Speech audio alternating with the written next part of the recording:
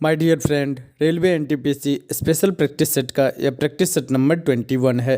इसमें रेलवे के previous year paper को संकलित किया गया है। जैसा कि आप भी जानते हैं, रेलवे में अधिकतर प्रश्न प्रीवियस ईयर पेपर से ही पूछे जाते हैं। तो आपसे मेरा अनुरोध है कि अगर आप चैनल पर नए हैं या अभी तक आपने चैनल को सब्सक्राइब नहीं किया है तो कृपया चैनल को सब्सक्राइब कर लें। मेरे साथ वीडियो के लास्ट तक बने रहिए। मेरा यह वादा है, जब तक एनटीपीसी का एग्ज़ाम नहीं हो जाता तब तक रेलवे ने आज तक जितने भी ऑनलाइन सीबीटी एग्ज़ाम लिए हैं, कंप्यूटर बेस्ड टेस्ट लिए हैं, चाहे वह लोको पायलट का हो, एनटीपीसी का हो या फिर आरपीएफ का हो, मैं उन सभी प्रश्नों को आप तक लेकर आऊँगा और उससे जुड़े हुए जितने भी इन्फॉर्मेशन हैं वो सभी बताऊँगा, जिससे एग्ज़ाम में आपको कोई भी प्रॉब्लम ना हो। इसके साथ साथ आपको करंट अफेयर का भी एक अलग से वीडियो में बनाऊँगा जो स्पेशली एनटीपीसी के लिए होगा। मानव जिसकी सबसे पहले अंतरिक्ष में शादी हुई थी, Yuri Denver, Yuri Johnson, Yuri Malenchenko, David Malenchenko. आपको बताना है कि किस मानव की शादी सबसे पहले अंतरिक्ष में हुई थी।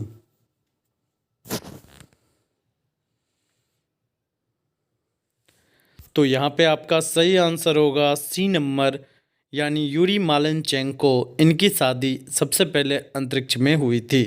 19 जुलाई 2003 ईस्वी में अंतरिक्ष में शादी करने वाले ये पहले मानव थे। ये जो भी प्रश्न आपको दिखाई दे रहा है या फिर जो भी आपको ऑप्शन दिखाई दे रहा है, ये सभी एनटीपीसी में पूछे गए प्रश्न हैं। जिस दिन जिस आदमी का ये एग्ज़ाम होगा उस दिन उन्हें एग्ज़ाम के स्क्रीन पर, कंप्यूटर के स्क्रीन पर सेम प्रश्न दिखाए गए होंगे और ऑप्शन भी ऐसा ही होगा। तो ये आपके लिए काफ़ी महत्वपूर्ण होने वाला है। कौन सा भारतीय शहर को मोतियों के शहर के रूप में जाना जाता है? क्योंकि एक बार यही केवल बड़े हीरे और प्राकृतिक मोतियों का वैश्विक केंद्र बताया जाता था। यानी प्राकृतिक हीरे और मोतियों के वैश्विक केंद्र बताए जाने के कारण कौन से शहर को मोतियों के शहर के रूप में जाना जाता है? हैदराबाद, जोधपुर, अहमदाबाद, चेन्नई।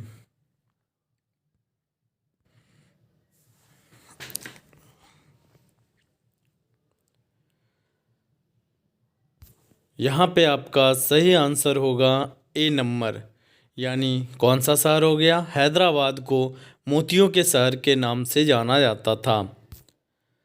परमाणु रिएक्टर में विखंडन प्रतिक्रिया की दर को नियंत्रित करने के लिए डैश का उपयोग किया जाता है, जो खुद में ही विखंडन के बिना न्यूट्रॉन अवशोषित करता है। आप जानते हैं परमाणु रिएक्टर में जो ट्रिगर होता है वह न्यूट्रॉन होता है। उसी के ट्रिगर होने के कारण एक श्रृंखला अवक्रिया बनती है और फिर यह कंटिन्यूअस ऊर्जा उत्सर्जित करते रहता है। तो इसमें न्यूट्रॉन को नियंत्रित करने की आवश्यकता होती है। चेन रिएक्शन बना रहे, इसके लिए श्रृंखला अवक्रिया बना रहे, इसके लिए न्यूट्रॉन को अवशोषित करने की आवश्यकता होती है। तो आपको बताना है कि किस चीज़ का इस्तेमाल किया जाता है? भारी पानी, ग्रेफाइट, पानी, कैडमियम। भारी पानी यानी D2O, ड्यूटेरियम ऑक्साइड।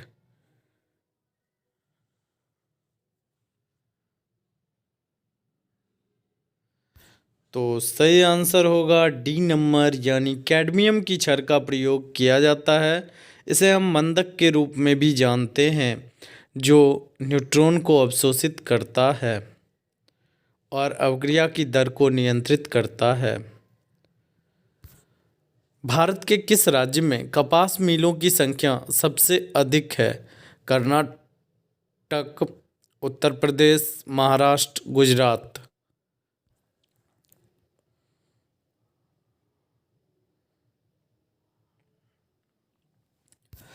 सही आंसर होगा सी नंबर, यानी महाराष्ट्र में कपास मिलों की संख्या सर्वाधिक है। और कपास का उत्पादन भी महाराष्ट्र साइड में ज़्यादा होता है, क्योंकि कपास के उत्पादन के लिए भी प्रश्न पूछे जाते हैं, कपास की उत्पादन के लिए किस मिट्टी की आवश्यकता होती है? तो यहाँ पे सही आंसर होता है काली मिट्टी, या फिर इसे हम रेगूर मिट्टी के नाम से जानते हैं। तो ऐसी मिट्टी जो डेक्कन प्लेट्यू के साइड का एरिया है, महाराष्ट्र, गुजरात, गोवा, इस सब साइड में ऐसी मिट्टी पाई जाती है और यहाँ पे कपास की खेती काफ़ी होती है। Fertilisation of sperm with the ovum takes place in uterus, cervix, fallopian tube, ovary. आपसे पूछा गया है कि निषेचन जो होता है स्पर्म के द्वारा, निषेचन अंडाशय, अंडाशय में जो एग रहते हैं उसका निषेचन कहाँ पे होता है? यूट्रस में यानी गर्भाशय में, सर्विक्स गर्भाशय ग्रीवा में, फैलोपियन ट्यूब में या फिर ओवरी में।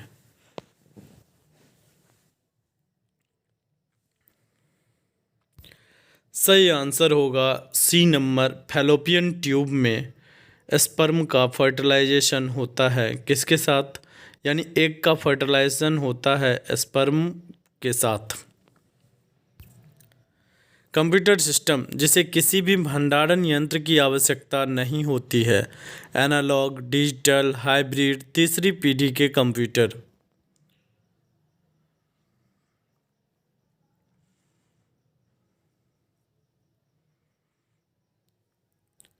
तो सही आंसर होगा ए नंबर, यानी एनालॉग कंप्यूटर जो होता है उसमें किसी भी भंडारण यंत्र की आवश्यकता नहीं होती है। राष्ट्रीय इंदिरा गांधी राष्ट्रीय कला केंद्र का मुख्यालय कहाँ है? नई दिल्ली, कोलकाता, लखनऊ या फिर मुंबई?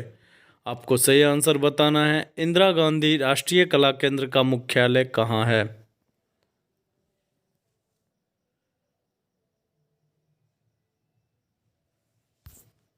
तो यहाँ पे आपका सही आंसर होगा ए नंबर, यानी इंदिरा गांधी राष्ट्रीय कला केंद्र का मुख्यालय नई दिल्ली में है। निम्नलिखित में से कौन भारत के प्रधानमंत्री बनने से पहले एक मुख्यमंत्री नहीं थे? मोरारजी देसाई, चौधरी चरण सिंह, इंदिरा गांधी, वीपी सिंह। ये सारे के सारे प्रधानमंत्री रहे हैं। आपको बताना है कि प्रधानमंत्री बनने से पहले मुख्यमंत्री नहीं थे।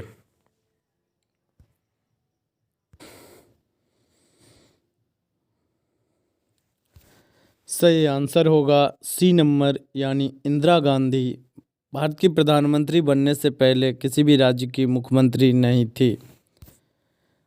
यूनेस्को की विश्व विरासत स्थल महाबलीपुरम के स्मारकों का समूह जो पल्लव राजाओं द्वारा स्थापित किया गया था, तो कौन से राज्य में और किस जिले में है? यानी महाबलीपुरम का मंदिर कहाँ पे स्थित है, आपसे ये पूछा गया है। तो सही आंसर है बी नंबर, यानी तमिलनाडु में स्थित है। और किस जिले में? कांचीपुरम जिले में स्थित है महाबलीपुरम का मंदिर। और किसके द्वारा बनवाया गया था? पल्लव राजाओं के द्वारा स्थापित किया गया था। असेंबली बम कांड में भगत सिंह के साथ कौन मुख्य आरोपी था? रामप्रसाद बिस्मिल, आसफुल्ला खान, सूर्य सेन, बटकेश्वर दत्त।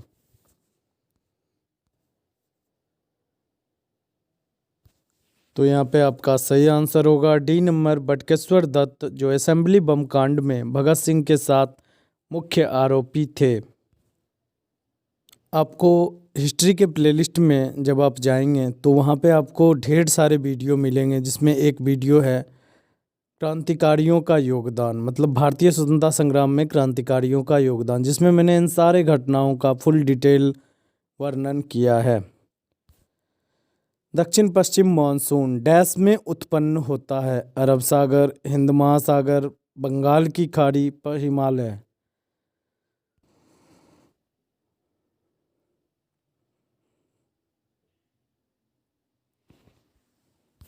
तो सही आंसर होगा बी नंबर, यानी बंगाल की खाड़ी में दक्षिण पश्चिम मानसून उत्पन्न होता है। ओटोन वैन लीवेनहॉक डैश की खोज के लिए प्रसिद्ध थे? ओटो वान लीवेनहॉक या किस चीज़ के लिए खोज के लिए प्रसिद्ध थे? यानी किस चीज़ की खोज की? Microscope, nylon, laser, radio bulb. Radio valve.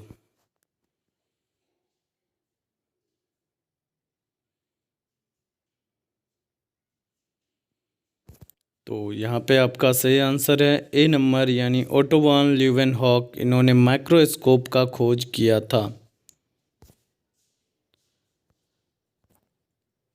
Dash, जिसको अक्सर सदमे के उपचार शॉक ट्रीटमेंट के रूप में जाना जाता है। प्रक्रिया जरा देखिए क्या होता है। एक मानसिक रोगी के इलाज के लिए, मानसिक बीमारियों से राहत प्रदान करने के लिए सीजर्स विद्युत रूप से रोगियों में लगाया जाता है।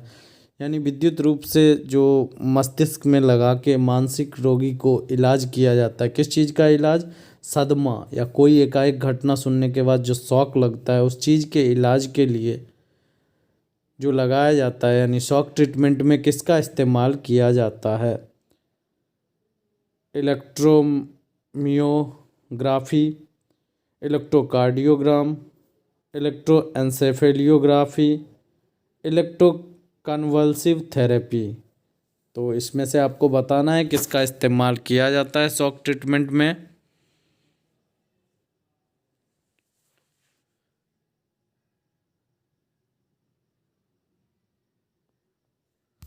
तो सही आंसर होगा डी नंबर, यानी ईसीटी, इलेक्ट्रोकन्वल्सिव थेरेपी।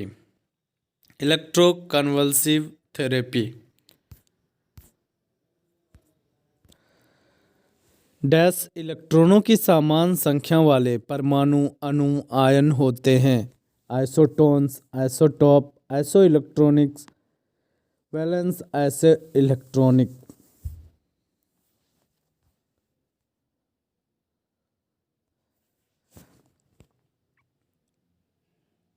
तो आपका सही आंसर होगा सी नंबर, आइसो इलेक्ट्रॉनिक्स, जिसमें इलेक्ट्रॉनों की संख्या समान होती है। वैसे परमाणु या अणु या फिर आयन को हम आइसो इलेक्ट्रॉनिक कहते हैं। यानी आपका सही आंसर होगा सी नंबर। डैश इलेक्ट्रॉनों की, ये तो क्वेश्चन रिपीट हो रहा है। इनमें से कौन सा क्षेत्रफल के मामले में सबसे बड़ा नेटवर्क है? मैन, मेट्रोपॉलिटन एरिया नेटवर्क, वैन, वाइड एरिया नेटवर्क, इंट्रानेट या फिर इंटरनेट। इनमें से कौन सा क्षेत्रफल के मामले में सबसे बड़ा नेटवर्क है?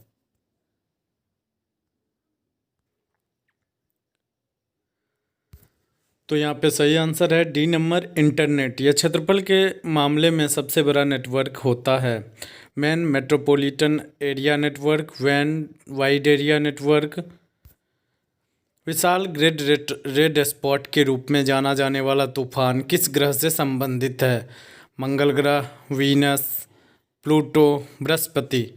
आपको बताना है रेड स्पॉट के नाम से जाना जाने वाला तूफान किस ग्रह से संबंधित है?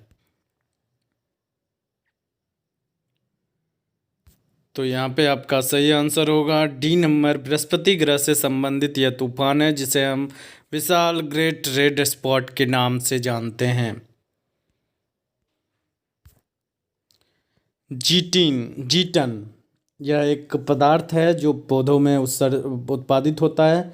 डैश में उत्पादित किया जाता है और जाइलम में डैश द्वारा संचारित किया जाता है, जहाँ यह कोशिका विभाजन को बढ़ावा देता है। मतलब दो डैश आपको फिलअप करना है, टहनियाँ, जड़ें, जड़ों, टहनियाँ, तनों, पत्तों, पत्तों, तने। मैं आपको प्रश्न समझाने का प्रयास करता हूँ। जीटिन यह जो होता है एक हार्मोनल पदार्थ होता है जो कोशिका विभाजन में मदद करता है। तो जाइलम और फ्लोएम आप जानते होंगे, दो उत्तक होते हैं पौधों में।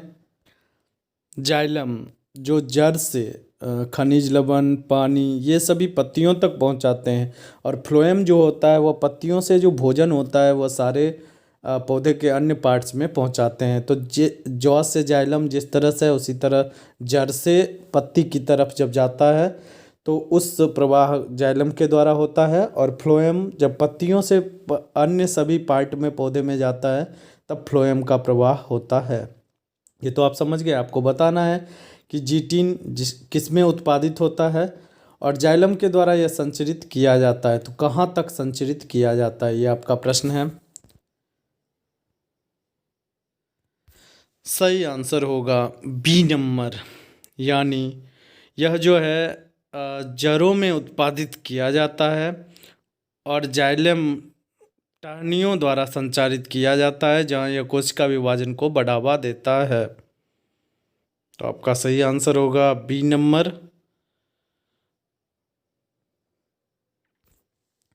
किस देश का स्वतंत्रता दिवस 4 जनवरी को मनाया जाता है? Pakistan, Myanmar, Malaysia, Indonesia. आपको बताना है किस देश का स्वतंत्रता दिवस 4 जनवरी को मनाया जाता है।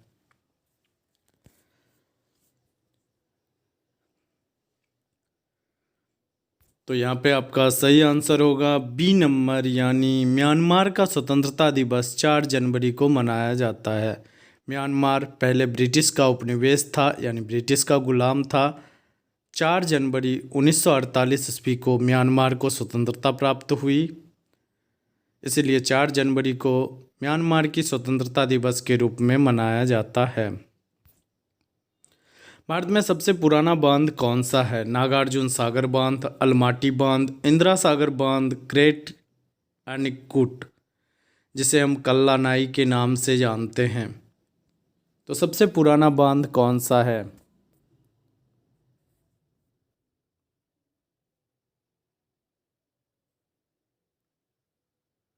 सही आंसर होगा डी नंबर, ग्रेट अनिकुट, या जिसे हम कल्लानाई बांध के नाम से जानते हैं।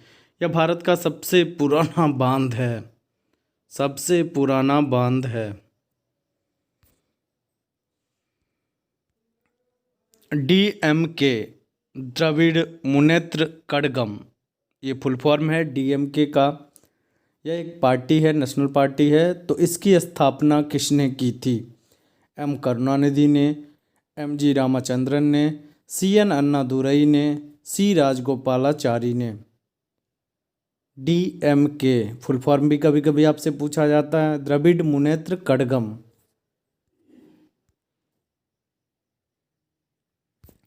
तो यहाँ पे आपका सही आंसर होगा C number, C N Annadurai ने डीएमके की स्थापना की थी।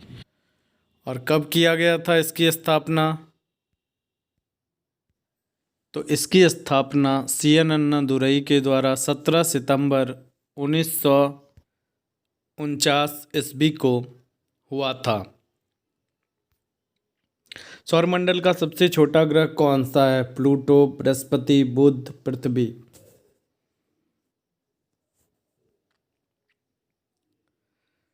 तो यहाँ पे आपका सही आंसर होगा सी नंबर, बुध सौरमंडल का सबसे छोटा ग्रह है और यह सूर्य के नज़दीक का सबसे नज़दीक का ग्रह भी है, बुध।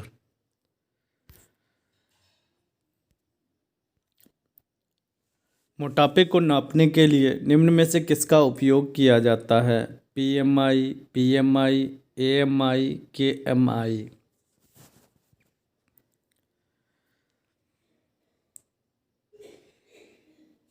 तो यहाँ पे आपका सही आंसर होगा बी नंबर, यानी बीएमआई का इस्तेमाल मोटापे के मापने के लिए किया जाता है। बीएमआई का फुल फॉर्म होता है बॉडी मास इंडेक्स, यानी कितना वेट होना चाहिए। मोटापा वेट से रिलेटेड होता है, कितना वेट होना चाहिए वह डिपेंड करता है कि आपकी हाइट कितनी है। तो बीएमआई एक चार्ट भी आपको आप गूगल कर सकते हैं, बीएमआई चार्ट, तो आपको मिलेगा जिसमें आपका हाइट कितना होना चाहिए, उसके अनुसार आपका वेट कितना होना चाहिए। डॉल्फिन के समूह को क्या कहा जाता है? Gang, pond, colony, sleuth. क्या कहा जाता है?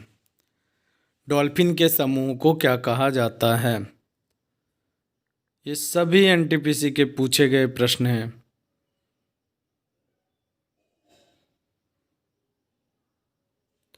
तो यहाँ पे आपका सही आंसर होगा बी नंबर, यानी डॉल्फिन के समूह को पॉड कहा जाता है। पीओडी, पॉड कहा जाता है डॉल्फिन के समूह को। पीएसएलवी से क्या अभिप्राय है? Polar sunlight launch vehicle, polar space launch vehicle, polar satellite launch vehicle, public satellite launch vehicle PSLV, इसका फुल फॉर्म या अंतरिक्ष उड़ानों से संबंधित है।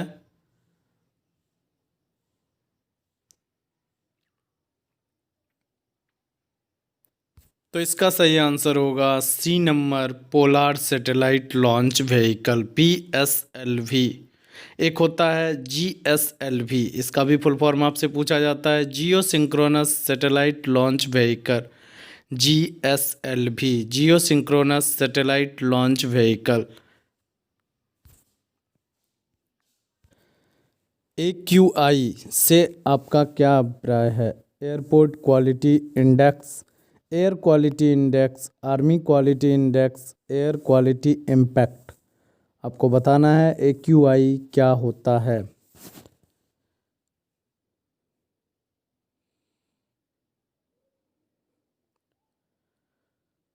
तो सही आंसर होगा D, B number, air quality index. B number, air quality index, AQI। सर्वाधिक ऑस्कर जीतने वाले पुरुष रिकॉर्ड किसके नाम पर है?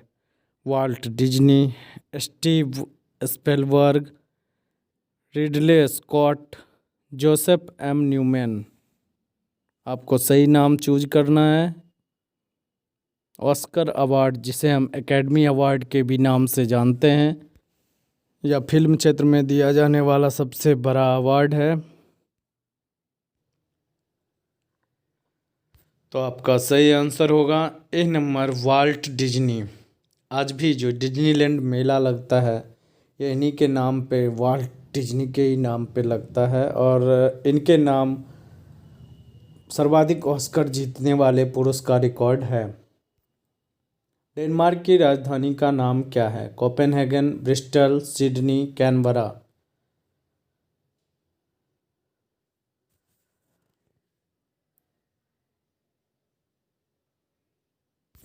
सही आंसर होगा ए नंबर, डेनमार्क की राजधानी का नाम कोपेनहेगन है। भारतीय संविधान में कितने मौलिक अधिकारों का उल्लेख किया गया है? 8, 9, 10, 11। मौलिक अधिकारों की चर्चा भाग 3 में की गई है। आपको बताना है कितने मौलिक अधिकारों का उल्लेख किया गया है। तो यहाँ पे आपका सही आंसर होगा डी नंबर, यानी भारतीय संविधान में 11 मौलिक अधिकारों का उल्लेख किया गया है। अंतरिक्ष में जाने वाला सर्वप्रथम कुत्ते का नाम क्या था? जूल्स, लाइका, रोजर, स्पुतनिक।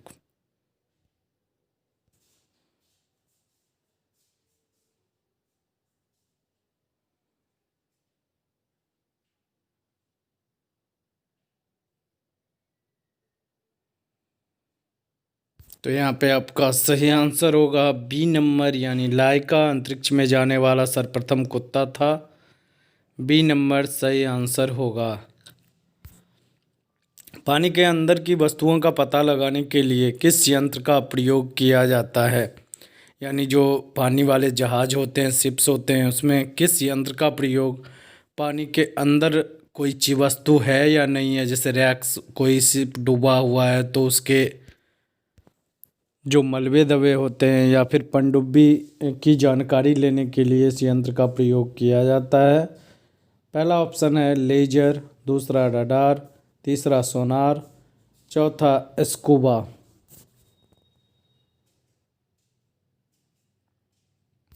तो यहाँ पे आपका सही आंसर होगा सी नंबर, यानी पानी के अंदर की वस्तुओं का पता लगाने के लिए सोनार का प्रयोग किया जाता है।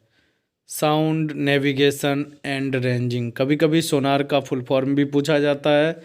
SO से साउंड, NA से navigation, and ranging, sound navigation and ranging.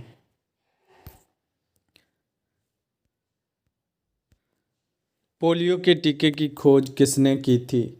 Marie Curie ने, जोनास सॉल्क ने, लुइस पास्चर ने, अलेक्जेंडर फ्लेमिंग ने।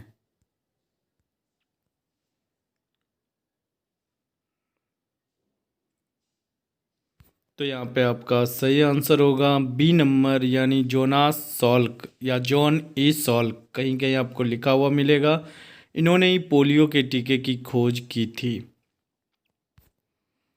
पारिस्थितिकी तंत्र इकोसिस्टम जो होता है की संकल्पना को किसने परिभाषित किया था?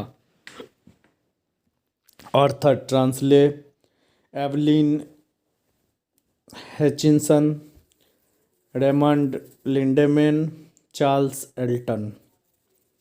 पारिस्थितिकी तंत्र इकोसिस्टम की संकल्पना को किसने परिभाषित किया था? यानी पारिस्थितिकी तंत्र को किसने परिभाषित किया था? आपको पता ही होगा, कभी कभी पूछे जाते हैं पारिस्थितिकी तंत्र इकोसिस्टम के कितने घटक होते हैं। तो एक जैविक घटक होता है, एक अजैविक घटक होता है। जैविक घटक के अंतर्गत जितने भी पशु पक्षी, कीट, मनुष्य, जितने भी एनिमल्स आते हैं, इंसेक्ट्स आते हैं, वो सभी जैविक घटक में होते हैं। अजैविक घटक में नदी, पहाड़, पेड़, ये सारे अजैविक घटक में होते हैं। तो आपका सही आंसर होगा ए नंबर, आर्थर ट्रांसले ने पारिस्थितिकी तंत्र या इकोसिस्टम की संकल्पना को परिभाषित किया था। निम्नलिखित में से कौन सा शहर वास्तुकला की दृष्टि से नियोजित शहर है? नई दिल्ली, बेंगलुरु, मुंबई, चंडीगढ़। यानी आर्किटेक्चर की दृष्टि से जिसे नियोजित शहर के रूप में, मतलब सब सारे बिल्डिंग और जो पानी का निकास है ये सभी बराबर रूप से पूरे शहर में फैला हुआ है। तो ऐसा कौन सा शहर है? नई दिल्ली, बेंगलुरु, मुंबई, चंडीगढ़।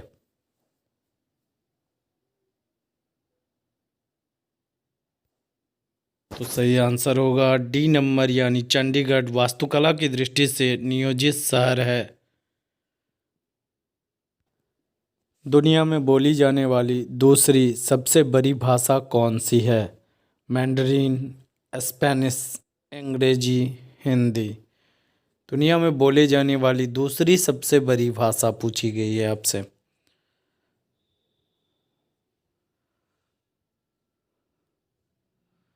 तो सही आंसर होगा बी नंबर, यानी स्पेनिश जो है यह दूसरी सबसे बड़ी भाषा है। मानव शरीर में सबसे छोटी हड्डी कौन सी होती है? टिबिया, ट्रेपेजियम, स्टेपिस या फीमर।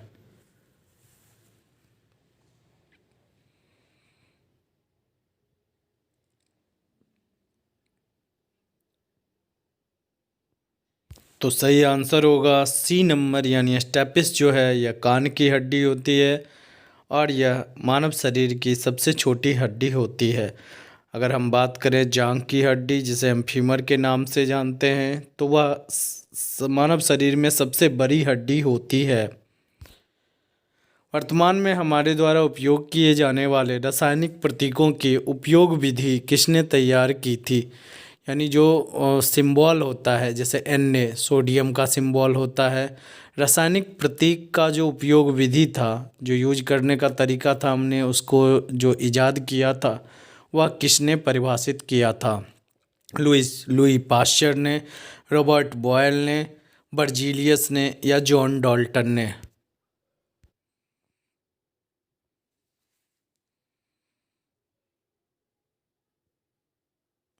तो यहाँ पे आपका सही आंसर होगा सी नंबर, बर्जीलियस ने रासायनिक प्रतीकों के उपयोग विधि को खोजा था।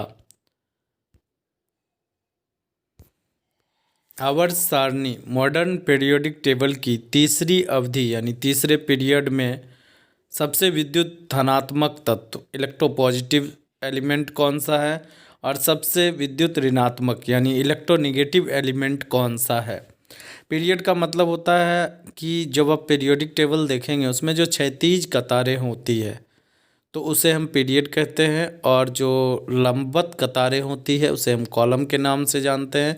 तो आपको बोला है तीसरी अवधि में, यानी ऊपर से तीसरे लाइन में, पीरियोडिक टेबल के तीसरे लाइन में जब हम चलेंगे बाएं से दाएं तो उसमें विद्युत धनात्मक तत्व कौन सा है और विद्युत ऋणात्मक तत्व कौन सा है? Sodium, potassium, magnesium, aluminium, sodium chlorine, aluminium chlorine.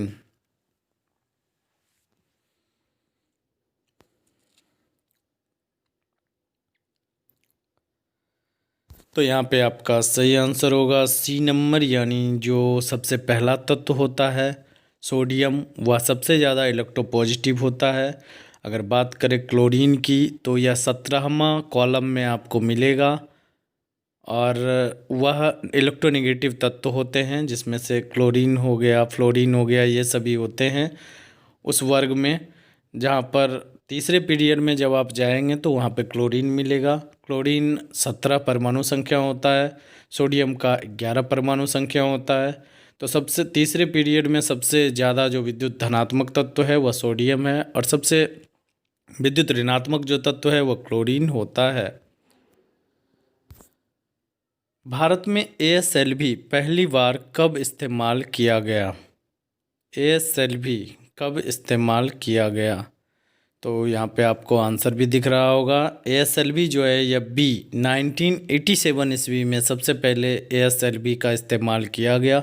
अभी मैंने आपको बताया था PSLV polar satellite launch vehicle, GSLV geosynchronous satellite launch vehicle, और जैसा कि आप देख रहे हैं ASLV augmented satellite launch vehicle या इसे ही एडवांस सैटेलाइट लॉन्च व्हीकल के नाम से जाना जाता है। तो कब लॉन्च किया गया? 1987 ईस्वी में लॉन्च किया गया। आज भर के लिए इतना ही, मिलते हैं प्रैक्टिस सेट 22 के साथ कल। तो एक बार फिर से याद दिलाना चाहूँ, अगर आप चैनल पे नए हैं या अभी तक आपने चैनल को सब्सक्राइब नहीं किया है तो कृपया चैनल को सब्सक्राइब कर लें, नोटिफिकेशन बेल को दबा लें, वीडियो को दोस्तों के बीच में ज़्यादा से ज़्यादा शेयर करें। तो मिलते हैं कल प्रैक्टिस सेट 22 के साथ।